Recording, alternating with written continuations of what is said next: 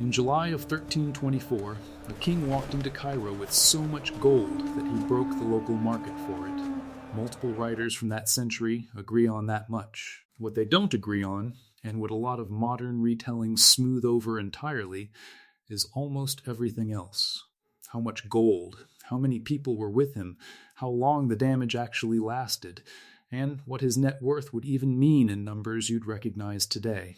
That king was Mansa Musa, the 9th ruler of the Malay Empire. By the end of this video, you're going to know the real, sourced version of his story. The real version needs no help from me. If anything, it's stranger than the meme, because the empire Musa ran was built on a business logic you'd recognize instantly if you've ever worked at, invested in, or complained about a startup.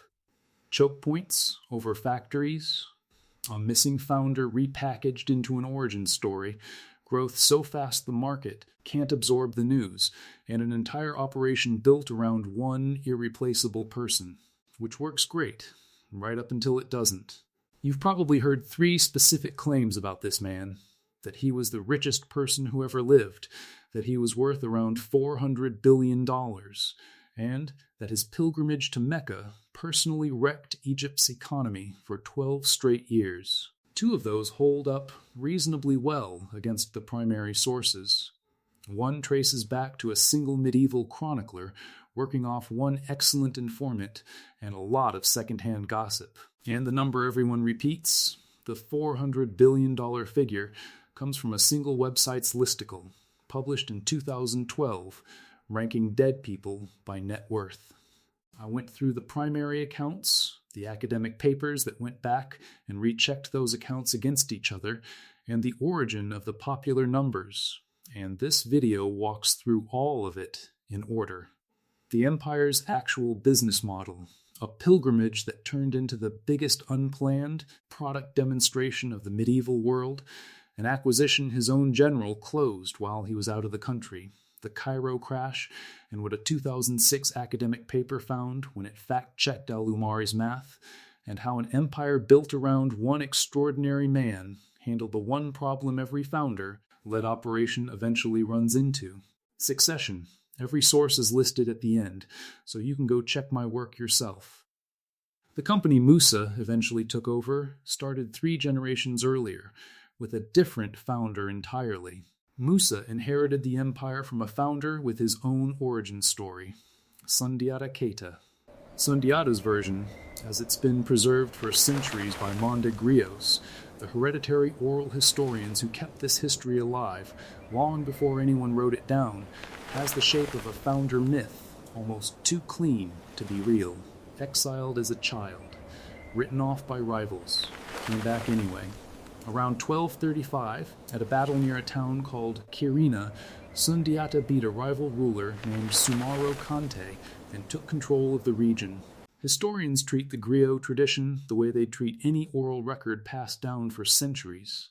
Useful for the shape of events, thinner on the specific details. Later Arab travelers, including Ibn Battuta and the historian Ibn Khaldun, wrote about Sundiata as a historical figure, which means the core of the story checks out even if individual scenes have been polished over 700 years of retelling. What Sundiata built after Kirina worked more like a federation than a single chain of command. Oral tradition credits him with a charter, the Korakhan Fuga, that divided the territory among the clans who'd backed him and spelled out obligations running in both directions. It worked like a founding agreement among co-founders who'd each shown up with their own resources. Who got what? On record, or at least on memory. Sundiata also put the headquarters in exactly the right spot. His capital, Niani, sat right at the hinge between 2 trade networks that were about to make his descendants extremely wealthy. Gold coming up from the forests to the south, salt coming down from the Sahara to the north. He'd solved a logistics problem and then built a government to run it. That government is what Mansa Musa eventually took over. How he actually got the job is its own story, and it's a stranger one than eldest son inherits the throne. The story Mansa Musa himself told about how he came to power goes like this. We know it because he told it directly to an Egyptian official named Ibn Amir Hajib, who hosted him during his stay in Cairo, and that official later repeated it to the scholar al-Umari, who wrote it down. So this isn't a rumor picked up secondhand from a market stall. It's Musa's own account of his own succession, on the record, to a foreign government official. According to Musa, the throne passed to him because his predecessor got obsessed with a question nobody in Mali could answer. How far did the ocean go? That predecessor, popularly remembered as Abu Bakr, reportedly launched an expedition of 200 ships to find the edge of the Atlantic.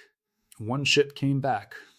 Its captain reported that the fleet had run into a river like current in the middle of the ocean, and every other ship that entered it never returned. Most leaders take that as a data point. Abu Bakr took it as a challenge and personally led a second expedition.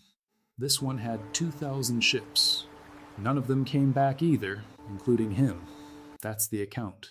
A founder who left on what was, in effect, an unfunded and highly speculative side project and never returned, leaving his deputy to run the company. If you want the honest historian's caveat here, and you should get one, it's this. We only have this story because Musa told it to a stranger, once in Cairo. A Cambridge historian named John Thornton has pointed out something worth sitting with. Musa may not have been next in line for the throne at all, and a story about a beloved predecessor who nobly vanished chasing the horizon is exactly the kind of narrative a new ruler would want on record if the real story involved a rather more ordinary power struggle back home. None of that means the voyage never happened. It means we're hearing about it from the one person with the most reason to tell it well. You may have also heard a version of this where Abu Bakr actually reached the Americas nearly 2 centuries before Columbus. That theory exists, pushed mainly by the writer Ivan van Sertima and the Malian historian Gauchu Diawara, and it is not accepted by mainstream historians or archaeologists, who point out there's no physical evidence on either side of the Atlantic to back it up. Fun theory, not history. Moving on, however Musa actually got the crown, what he inherited was real. An established, wealthy, well-organized state that had already been running its core business for close to 80 years. The question is what that business actually was.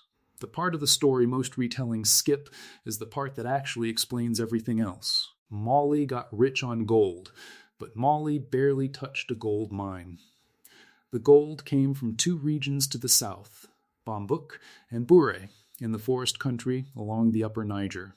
The obvious move, if you were a 13th century king with an army, is to march down there, plant a flag, and take direct control of production. Neighboring rulers tried exactly that, going back generations, against the gold-producing regions further west. It rarely worked cleanly, because gold mining in this period wasn't one big quarry you could seize. It was thousands of small, scattered digs, worked by local miners who knew the terrain and could simply relocate their operation if an occupying army showed up demanding the output. So Mali's rulers, going back to Sundiata and continuing under Musa, made a different call. According to research from Oxford's Global History of Capitalism project, they left the goldfields under local management and settled for tribute from the miners plus taxes on the caravans that moved the gold north. Running the mines directly from the capital would have meant governing across a real language barrier and some of the hardest terrain in the region for a resource that worked fine without direct control. The historian's phrase for it is that it would have been a logistical nightmare. So Mali skipped it. They taxed the road instead of owning the shovel. If that sounds familiar, it's because it's the same call a lot of the biggest companies in the world have made since. You do not need to manufacture the phone to make money on the App Store. You do not need to own a single car to run the biggest ride-hailing company on the planet. You need the chokepoint, and Mali had 2 of them. The second one was salt, and this is where the numbers get genuinely strange. Salt came down from mines deep in the Sahara, the biggest one at a place called Tagaza, where Ibn Battuta later reported that the buildings themselves were built out of blocks of salt because there was nothing else out there to build with. Getting a slab of salt from Tagaza to a market in Timbuktu was expensive enough that the transport markup alone ran close to 80% of the salt's value by the time it arrived. And once it did arrive, it traded against gold at close to an equal weight. A pound of dried desert mineral for a pound of actual gold. Out here, both sides of that trade were things you could not get any other way. That's what set the price. Put those two choke points together, and you get Mali's real business model. Tax the trade passing through, mark up the goods you resold yourself, and collect tribute from your own territory, on top of both. 3 separate revenue lines, running at the same time, off 2 commodities the crown never had to dig out of the ground personally. By the time Mansa Musa took the job, that machine had been compounding for the better part of a century, which raises an obvious question for a channel that likes numbers. How big had it actually gotten? Modern historians don't agree on one clean number for how much of the medieval world's gold passed through West Africa, and I'd trust any source that claims otherwise a little less. Oxford's Global History of Capitalism project puts the Bambuk region alone at around half of the world's gold supply during this era. A museum study in Colchester, England, built around gold objects in its own collection, estimates that roughly 60% of the gold circulating in medieval Europe specifically had West African origins. Other academic estimates, drawing on trade records analyzed by historians like Ghislaine Lidon, put the West African share as high as 2/3 of the gold moving through the late medieval world. Line those estimates up, and you get a spread. Somewhere between roughly half and 2/3 of the gold in circulation across Europe, North Africa, and the Middle East was coming out of a region most people in those markets had never seen and could not have located on a map. For a company, that's the kind of market share regulators write new laws about. The Arab chronicler, al-Umari, describing Mali's court in the same period, didn't reach for gold statistics. He reached for a list of superlatives, that this ruler commanded the largest territory, the biggest army, and the greatest capacity for generosity of any king he'd heard of. Strip out the flattery that Arab writers of the period tended to apply to any foreign ruler wealthy enough to be worth flattering, and there's a real observation underneath it. A kingdom controlling that much of a resource had leverage no army could match. Mali could move markets 3,000 miles away just by opening the tap. Nobody in Cairo, though, was expecting the tap to open on their doorstep. They thought they were hosting a religious pilgrim passing through on his way somewhere else. In 1324, Mansa Musa left his capital at Niani to perform the Hajj, the pilgrimage to Mecca that every able Muslim is expected to make once, if they can afford the trip. He could afford the trip. Before the gold numbers start flowing, it helps to remember what this trip actually was. A religious obligation that happened, entirely by accident, to double as the most expensive marketing campaign of the 14th century. Musa was, by every surviving account, a sincerely devout man carrying out a sacred duty. The spectacle came second, a side effect of a very rich, very devout king doing what devout Muslims of means were expected to do. Keep that in mind, because it makes what happened next even funnier. The caravan crossed the Sahara by way of Walata and the salt town of Tagaza, then continued north toward Cairo. And this is where the numbers need a note of caution, because this is exactly where the popular version of the story starts inventing precision it doesn't have. You'll see the caravan size given as 60,000 people in almost every article on this topic. That figure comes from a chronicle written generations later, the Tariq Sudan, a different, roughly contemporary chronicle, the Tariq al-Fattash, puts it closer to 8,000. Even the academics who specialize in this specific pilgrimage have flagged the 60,000 figure as implausible for a religious journey. The gold camel numbers move around just as much, anywhere from 80 to 100 camels, each said to carry somewhere between 100 and 135 kilos of gold. Multiple chroniclers, writing years apart, working from other people's memories. Treat every one of those numbers as a chronicler's best guess. the medieval equivalent of a receipt nobody kept, and you'll be more accurate than most of what's published about this event. What isn't in dispute is that it was enormous by any standard, and that the caravan arrived in Cairo in July of 1324 and stopped traffic. The Sultan of Egypt at the time, al-Nasir Muhammad, ruler of the Mamluk Sultanate, one of the most powerful states in the Islamic world, wanted to meet him. Musa at first tried to get out of it entirely. According to al-Umari's account, drawn from the same Cairo official who hosted him, Musa's opening line was that he'd come for the pilgrimage and nothing else, and had no interest in mixing anything into it. Egyptian officials weren't taking no for an answer, and eventually talked him into the meeting. That's when things almost went sideways for real. Court protocol required visiting rulers to kiss the ground and the Sultan's hand, and Musa, standing right there in front of him, flatly refused. According to the same account, one of his own aides leaned in and whispered something nobody else caught, and Musa immediately announced that he prostrated himself before God alone, who created him, then bowed toward the Sultan on those terms. Crisis over.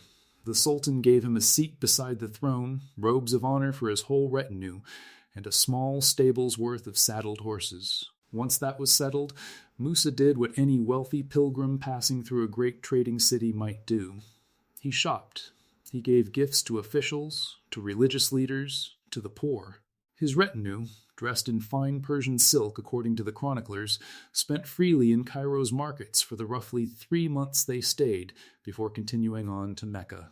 All of it was about to become the biggest unintentional economic event 14th century Cairo had ever hosted. And while all of that was happening in Egypt, something else was happening back home that Musa didn't find out about until he was already on the road. While Mansa Musa was in Cairo negotiating court etiquette and reshaping the regional gold market without meaning to, one of his generals back home was doing something Musa hadn't asked him to do and wouldn't find out about for months, taking over another kingdom. The general's name was Sagmandia, sometimes recorded as Sagamandir, and while the boss was out of the country, he led an army that captured Gao, the capital of the Songhai Kingdom, a serious regional power in its own right, and a major trading city on the Niger River. Songhai's territory ran for hundreds of miles, and taking its capital meant absorbing a real, functioning kingdom into Mali's empire. Word reached Musa on the road home. His reaction, at least as historians have reconstructed it, was closer to delight than caution. He liked the acquisition enough that he rerouted his own return trip to go see it in person, receive the personal submission of the Songhai king, and take that king's 2 sons back to his own court as hostages. A fairly standard medieval method for making sure a newly conquered kingdom stayed conquered. Sit with that sequence for a second, because it's an oddly effective way to build an empire. The head of state left the country for months on a religious trip. While he was gone, a subordinate closed a major territorial acquisition on his own initiative. The head of state found out secondhand, liked the news enough to change his own itinerary and inspect the new asset personally, and brought hostages home as a closing gift. If a modern executive came back from a conference to discover their COO had bought a competitor without board approval, that would usually end in a very different kind of meeting. Here it just became one more line in the same triumphant year. Musa's empire now included Gao, and, on the way through it, Timbuktu, a city that would go on to matter far more to his legacy than either of them realized at the time.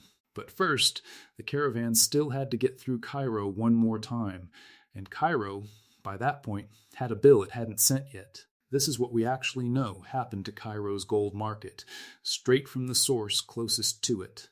The account comes from al-Umari, a Damascus-based scholar and administrator. He never met Mansa Musa in person. His main source did, an Egyptian official named Ibn Amir Hajib, the emir who had personally hosted Musa during his stay in Cairo and spoken with him at length. Al-Umari also drew on a second informant who'd lived in Mali for 35 years. This is, By medieval standards, about as close to primary source journalism as it gets.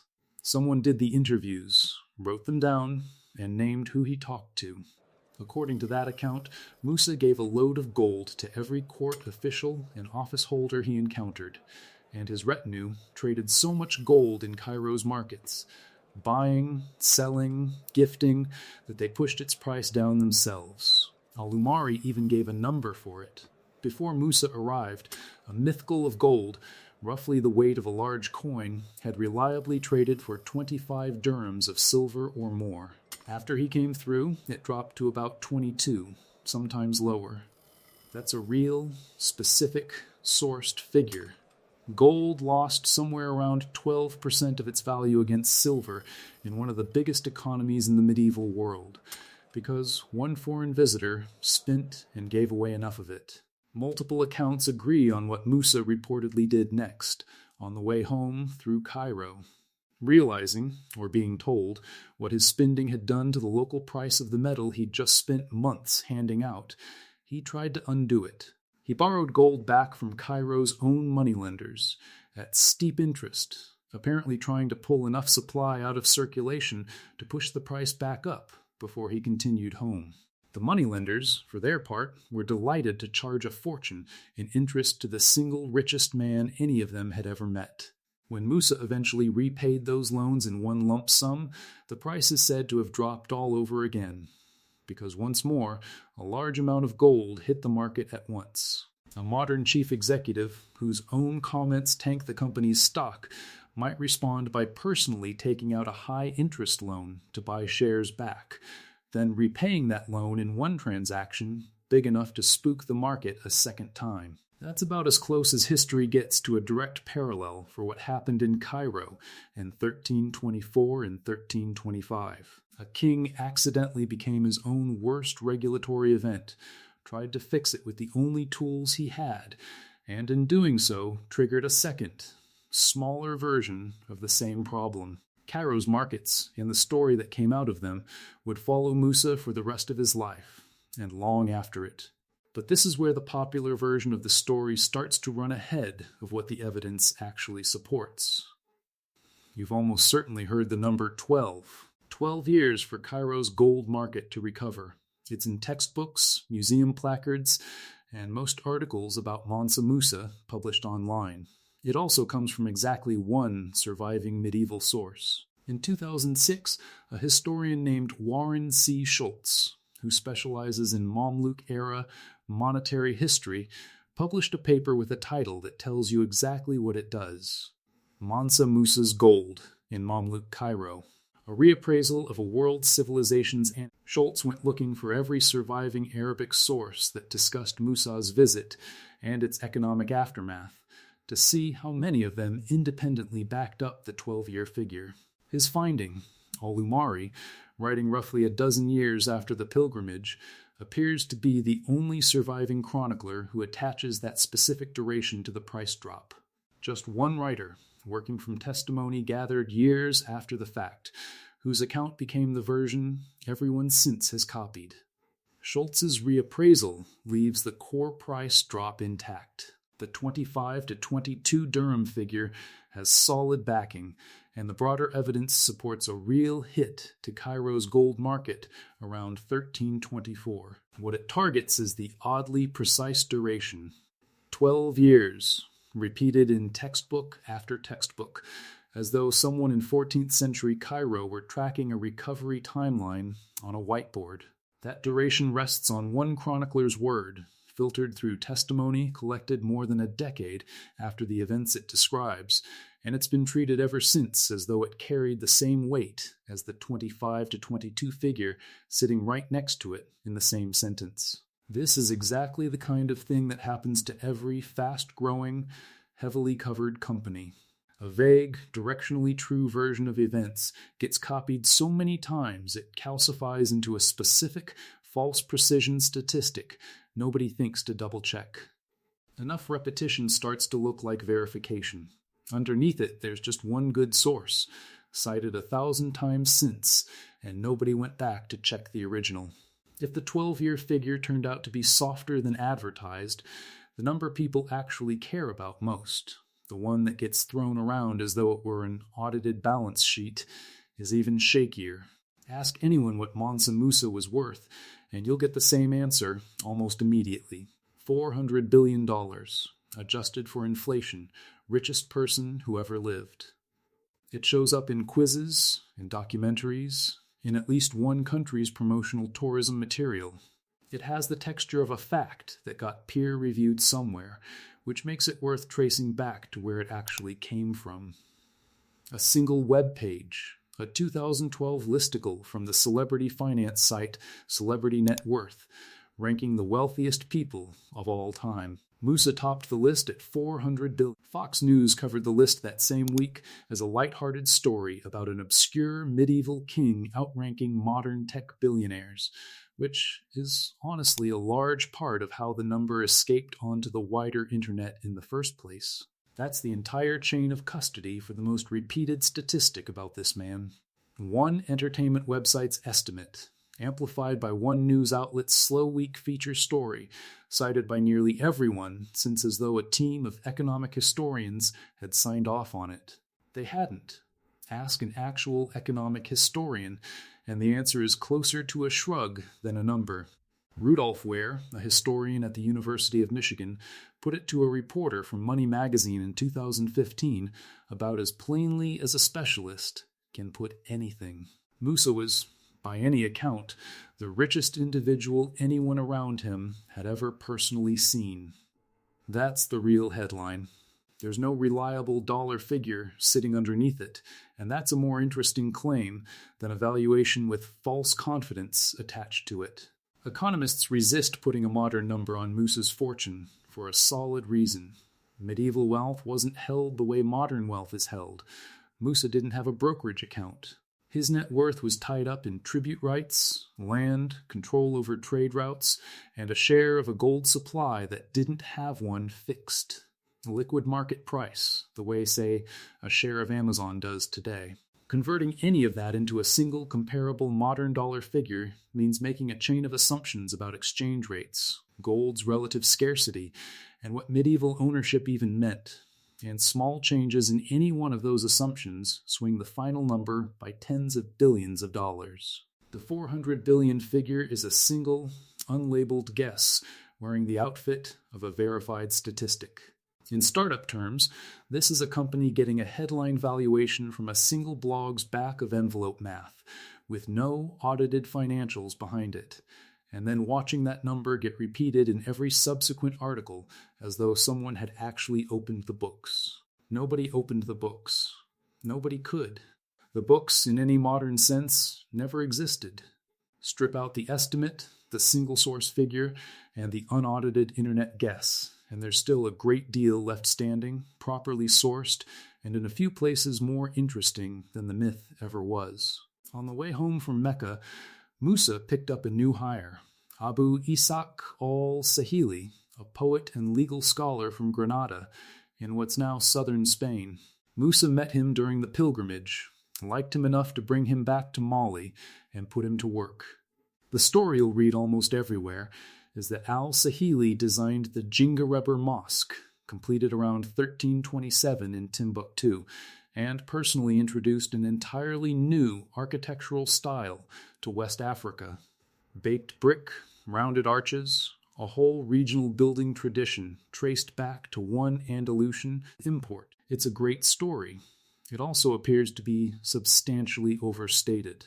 The scholar J.O. Hunwick, working through the Arabic sources directly, found that al-Sahili is only firmly documented doing one project in Mali, an audience chamber for Musa in the capital, and even there his role reads as organizational and aesthetic rather than hands-on architecture. A researcher named Susan Aradion went further and published a paper with a title that doubles as its own conclusion. Al-Sahili, the historian's myth of architectural technology transfer from North Africa.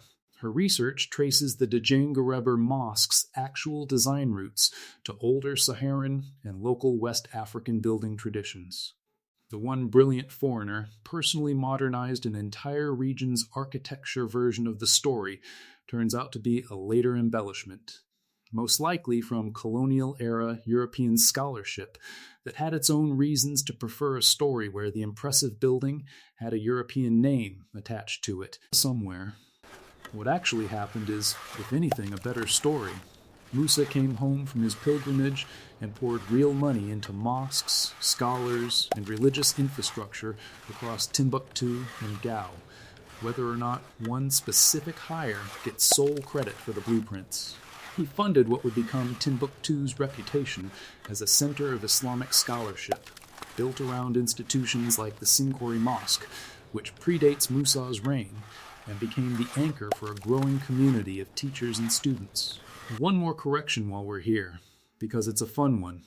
You've probably heard Sincori called a university, sometimes with a specific headcount attached, 25,000 students. Historians who've studied it closely describe something different, a decentralized network of independent scholars teaching out of mosque courtyards, shaded verandas, and their own homes, each running their own curriculum and issuing their own version of a teaching license to students who'd studied under them long enough to earn it. It functioned more like a guild of independent tutors, who all happened to work in the same few city blocks than like Oxford.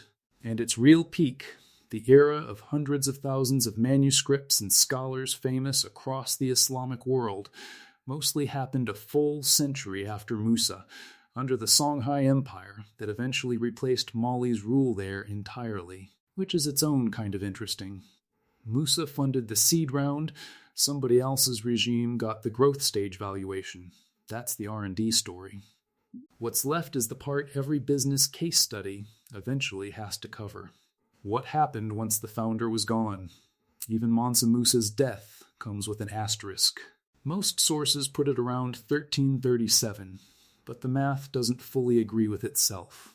Working backward from his brother Sulayman's death, using the reign lengths recorded by the historian Ibn Khaldun, points to 1332 instead, and al-Umari's account suggests Musa may have died even earlier than that, before planned retirement to Mecca he apparently never got to take. Historians have never fully reconciled these dates, and probably never will. What isn't in question is what came next, and it's the part of this story that gets left out of almost every retelling, because he died, and his empire eventually declined is a worse ending than he died the richest man alive. But it's the more useful part if you actually want to understand what happened to the company. Musa's son, Magan I, took the throne next. His reign lasted 4 years, and multiple sources describe it the same way: short and financially reckless. Timbuktu was raided during or just after his time in charge, an early sign that the empire's grip on its own territory wasn't what it had been under his father. 4 years in, Magan was out, and the throne passed to Musa's brother, Sulayman. Sulayman ran the empire for close to 20 years, and he ran it as a corrective. Multiple sources describe him working to rebuild a treasury his nephew had drained. We know exactly what that looked like in person, because the traveler Ibn Battuta visited Mali during Sulayman's reign in 1352 and wrote it all down. Ibn Battuta was, by his own account, unimpressed. He called Sulayman a miserly king, and clearly meant it as a criticism. He had specifics to back that up. At a court banquet held in Sulayman's honor, word came that a gift was on its way from the Sultan, delivered with enough ceremony that Ibn Battuta assumed it meant robes and money. What actually arrived was 3 loaves of bread, a piece of fried beef, and a calabash of sour milk. His own account of receiving it was not gracious. At the exact same time, Ibn Battuta also reported something that reads very differently in hindsight: near total security across the empire, with travelers and residents alike facing no real threat from robbers or violence, and the property of a foreigner who died in Mali, safely held for his rightful heirs rather than seized by the state. The same ruler who annoyed a visiting scholar with a plate of bread and cold beef also ran one of the best policed, most orderly territories that same scholar had passed through anywhere on a journey that eventually covered something like 75,000 miles. There's a version of this pattern you've probably watched play out in real companies. The beloved, visionary founder leaves or steps back, gets replaced by someone competent but far less charismatic, and that second person spends their whole tenure resented for fixing the very problems the beloved founder's generosity created in the first place. Suleiman doesn't get remembered as fondly as his brother. He also, by the only detailed eyewitness account we have, ran a tighter operation.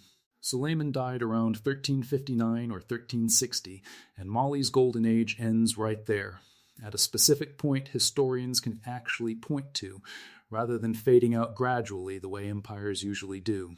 A succession dispute turned into open civil war almost immediately. The Mansas who followed reigned for shorter and shorter stretches, several of them overthrown outright. Mossi raiders hit Timbuktu. Tuareg fighters chipped away at the empire's northern edge. Provinces that had spent a century paying tribute to Niani started asking, reasonably, what exactly they were still paying for. And then there's Songhai, the same kingdom Musa's general, conquered as what was basically a side quest during a religious pilgrimage, spent the next 100+ years rebuilding. First regaining its independence as Mali's central authority weakened, and then, under a ruler named Soni Ali, starting in 1464, expanding hard in the opposite direction. Songhai took Timbuktu in 1468. It took Jenne in 1473.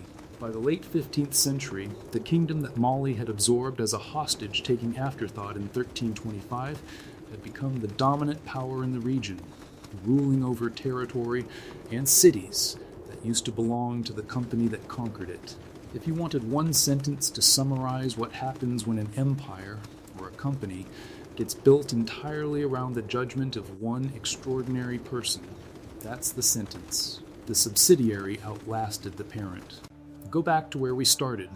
A man walking into Cairo in July of 1324, carrying enough gold to move a market.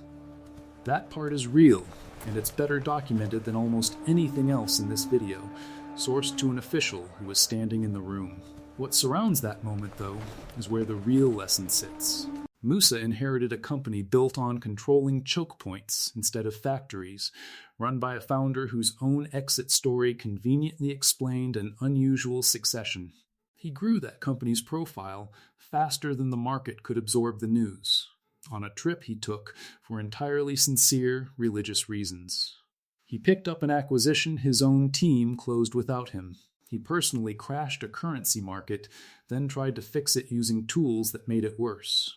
He reinvested in scholarship and architecture, whose credit, it turns out, has been assigned somewhat inaccurately for 700 years. And when he was gone, the operation he'd built around his own judgment survived one wasteful successor and one capable one before it started coming apart, eventually losing ground to the very kingdom his own general had folded into the business as a footnote. None of that needed a $400 billion price tag to be worth telling.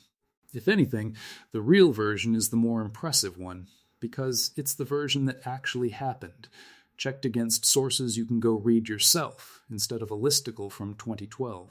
If you want to see the primary accounts and the academic papers behind this video instead of taking my word for any of it, they're all listed below, sources named, so you can go check the math yourself, the way Warren Schultz checked al-Umari's.